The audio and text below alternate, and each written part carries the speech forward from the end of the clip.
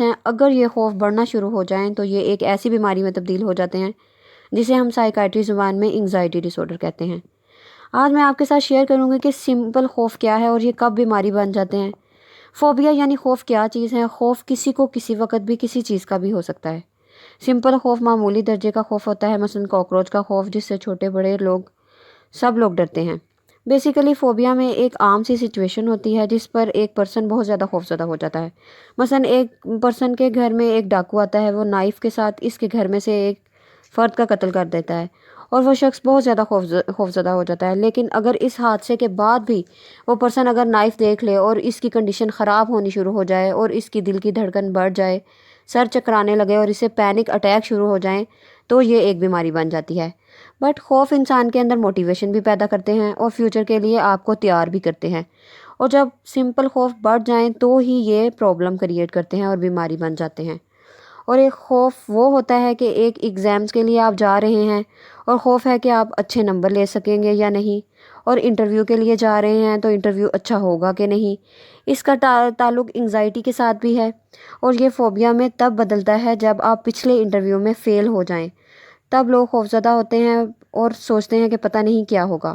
Phobia کی بہت زیادہ ٹائپس ہیں، جن میں اسپیسیفک فوبیا آتا ہے، اگورا فوبیا ہے، کلسٹروفوبیا ہے اور سوشل فوبیا ہے۔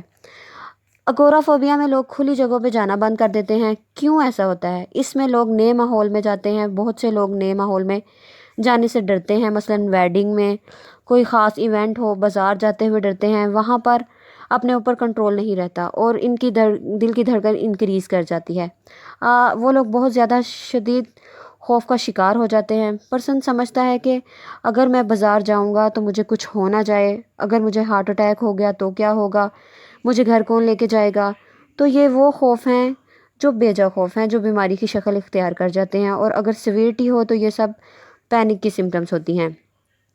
ان خوفز کی دوسری اقسام کلسٹروفوبیا ہے، جس میں پرسن کو بند جگہوں کا خوف ہوتا ہے، جس میں لفٹ میں جانے سے گریز کرتے ہیں، اگر لفٹ رک گئی تو کیا ہوگا۔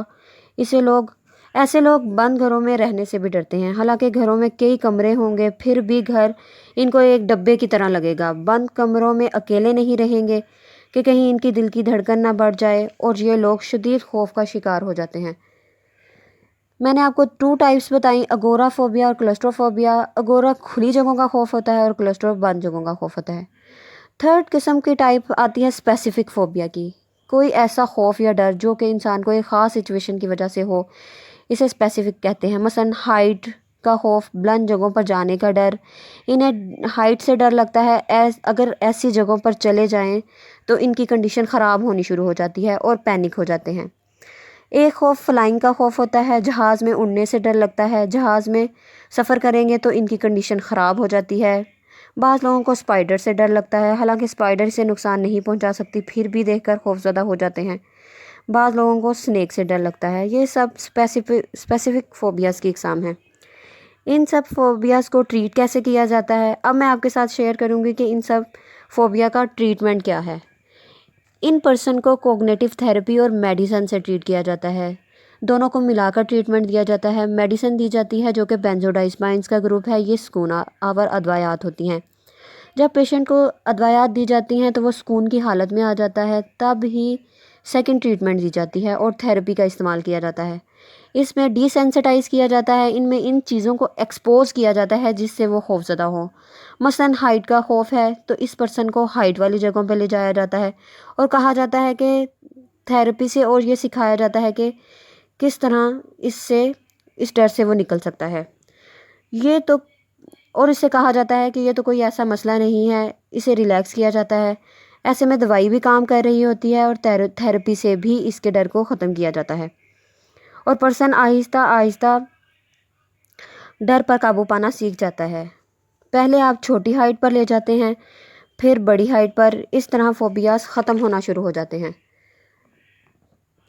ڈی سینسٹائزیشن تھیراپی میں سٹیپ وائز کام کیا جاتا ہے، جبکہ فلڈنگ میں اچانک سے اس کو اونچی جگہوں پر لے جاتے ہیں جس سے وہ ڈرتا ہے، اور اس طرح ریلیکسیشن سے اس کے ڈر پر قابو پانا سکھایا جاتا ہے۔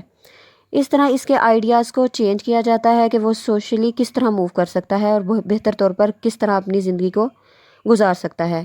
ان فوبیاز کی ریزن کیا ہوتی ہے؟ عموماً ایسے لوگ اپنی لائف میں ڈس بیلنس ہوتے ہیں اور ان کے ساتھ عموماً بچپن میں کچھ ایسا واقعہ ہوتا ہے جو ان کو سائیکلوجیکلی طور پر ڈسٹرب کر دیتا ہے اور اس کے اثرات عمر بھر اس پر قائم رہتے ہیں۔